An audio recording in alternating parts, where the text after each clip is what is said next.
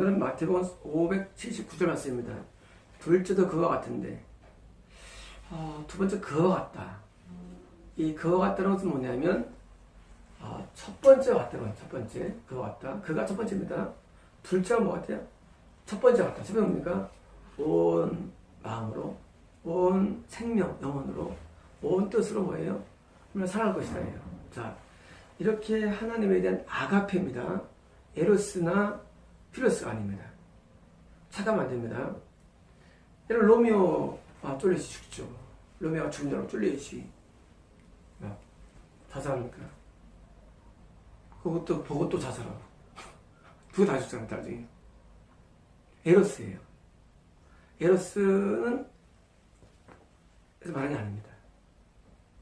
하면 아가페 할 것이다인데 둘째도 것 같은데 이웃을 에로스 하라가 아니라 또 뭐가 있습니까? 필로스가 있어요. 정이 있어요. 정. 인간의 우정이 있습니다.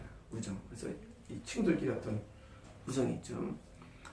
이런 우정이 아니라 이건 아가페. 다시 말하면 무조건적인 사랑입니다. 사랑을 오래 참고 온유하며 시기하지 아니하며 교만하지 아니하며 자기 의구치 아니하며 뭐 이런 말씀이 있잖아요. 그런 거 있잖아요.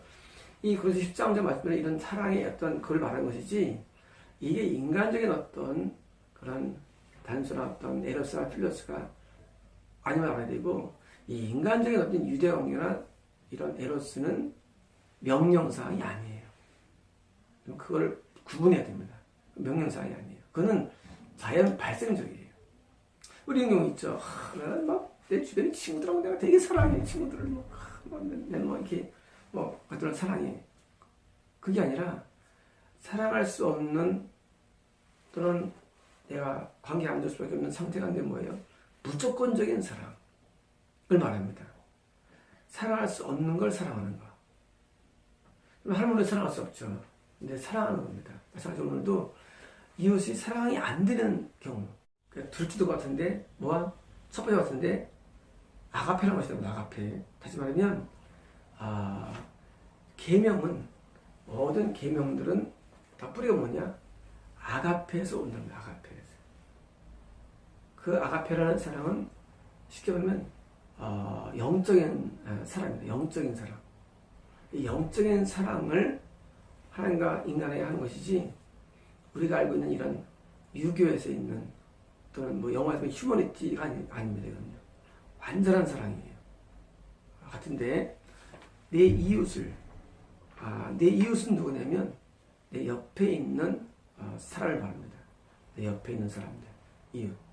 옆에 있는 사람이 고통 가운데 있든지 상태가 좋든지 옆에 있는 사람이 내가 이해할 수 있으면 이해할 수 없든지 그래서 이웃을 자신과 같이 자신은 나잖아. 나 스스로 같이 내 몸과 같이 옆에 내 몸과 같이 자신과 같이예요. 나처럼 뭐예요? 사랑할 것이랍니다. 그러니까 두 번째 계명은 뭐냐면 타인을 대할 때에 이웃을 대할 때에 내가 나에 대해서 사랑하는 만큼 동일하게 남을 사랑합니다. 동등하게 자신같이. 그러니까 내가 나만큼 사랑하니까 뭐예요? 이웃의 아픔이 나의 아픔이 되는 걸 말합니다. 뭐냐면 우리가 나 자신에 있어서 항상 애달파 하잖아요. 연민 있잖아요. 난 참 불쌍한 사람이야. 난 이렇게 항상 외롭고 고통스럽고 되는 일도 없고 뭐 이렇게 같잖아요. 이런 자기를 연민하는 인간은 자기가 인간이 있거든요. 이 자기애를 갖는데 여기가 가득 찬 건 왜 있냐면 다른 사람의 고통이 나한테 오질 않아서 그래요. 인간은 누구나 자기가 남을 사랑한다고 다 말하죠. 여러분 우리는 하나님을 다 믿는다고 말하죠. 사람이. 그건 제 관념이에요. 실제는 아닙니다. 그게. 여러분 생각해보세요. 믿으면 다 천국 가게 돼 있어. 믿으면. 근데 천국 갑니까? 못 가거든요. 예수님께서도 믿음을 보겠느냐? 극소수를 말했어요. 똑같아요. 여러분 사랑도. 우리 하나님을 사랑하고 이웃 사람은 다 천국 가는 거예요. 왜? 큰 계명이니까. 근데 이게 아닌 건데 아닌 걸 모른다는 거예요. 그게 중요한 겁니다. 내가 이웃을 사랑하라는데 우리는 다 사랑한다고 해요. 다 사랑하지. 근데 사랑하지 않는 걸 몰라. 하나님을 믿으라는 사람들이 믿는다고 해요. 근데 안 믿는 걸 몰라. 안 믿는 걸. 사랑이 뭐냐? 사랑은 이웃의 고통이 나의 아픔이 되는 거예요. 내 아픔이 내 아픔 되는 거, 그 자기예요. 자, 우리 사람이 살 때 어디 아파합니까? 남한테 아파요? 나한테 아파요?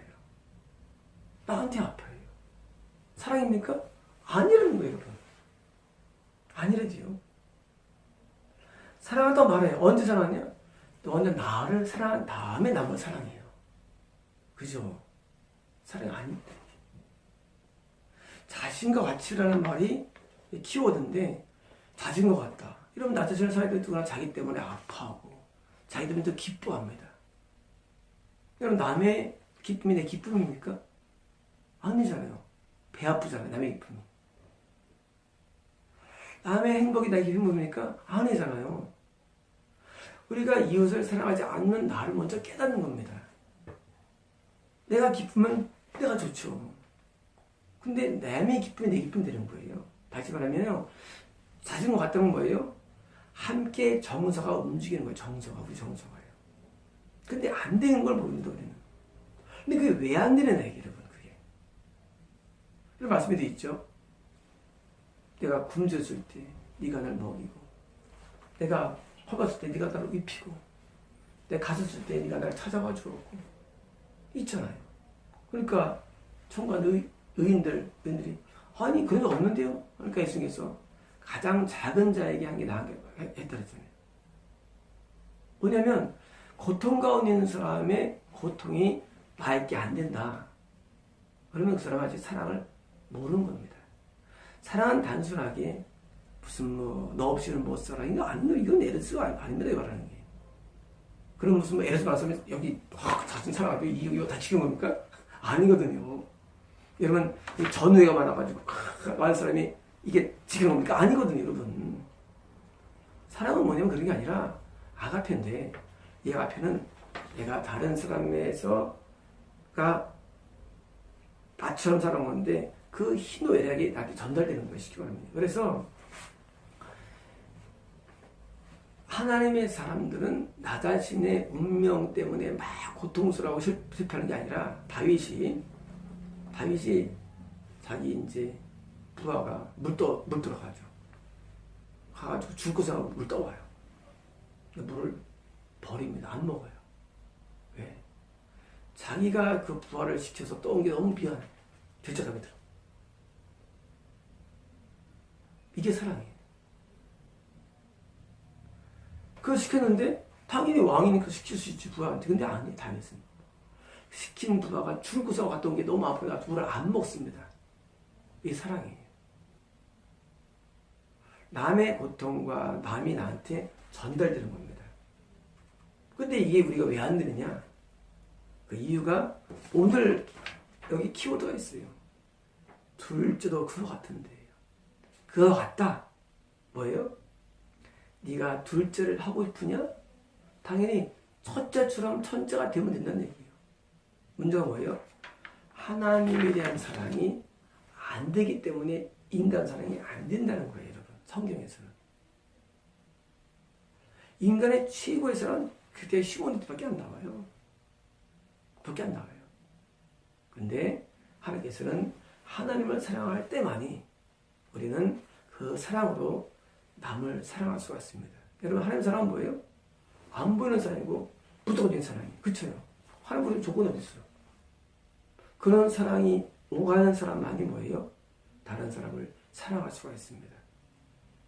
그래서 두 번째 이 계명은요, 첫 번째가 아니면 불가능한 거예요. 첫 번째가 아니면 그 하나님과 사랑이 끊어지면요, 인간 사랑이 안 되게 돼 있어요. 뭐가 남느냐? 그냥 인간적인 사랑 남게 돼 있어요. 인간적인 사랑. 이게 뭐예요? 이게 필요했어요. 그것을 말하는 게 아닌 겁니다. 하나님을 정말 사랑해야만 다른 사람을 정말 사랑할 수가 있어요. 하나님은 사랑이시죠. 하나님 이퀄 사랑은 아니에요. 하나님은 사랑이라는 것이 충분한 분이에요. 그런데 하나님의 사랑을 뭐예요? 내가 그 사랑을 서로가 공유되면서, 사랑이 공유되면서 내가 어떻게 바뀌느냐? 그 하나님이 갖고 있는 아가페라는 속성의 사랑으로 내가 변화되는 거예요. 어떤 과정을 통해서? 자녀 성장의 과정을 통해서. 까마귀 새끼는요, 까마귀 엄마한테 뭘 배웁니까? 엄마를 배워요. 여러분, 다 엄마 배우고 자랍니다. 부모 배우고 자라요. 자녀는 누구의 모습이에요? 엄마의 거울이에요. 엄마의 모습이에요. 자녀는 다 흉내냅니다. 말투, 감정, 성향들 다 흉내냅니다. 다시 말하면 겉난 자녀가 뭘 배우느냐? 하나님의 사랑을 배우며 자라가요. 영이. 그래서 하나님의 사랑이 들어와서 뭐예요? 다시 그 사랑으로 하나님을 사랑합니다. 이게 뭐예요? 일계명이에요. 그리고요, 하나님의 사랑을 갖고 있는, 드디어 성품을 갖고 있는 하나님의 자녀가 뭐예요? 그 사랑으로 이웃을 사랑하는 거예요. 그래서 점점 사랑의 영향이 많아지는 겁니다. 프란치스가 길 가다가 문둥병자를 핥아줍니다.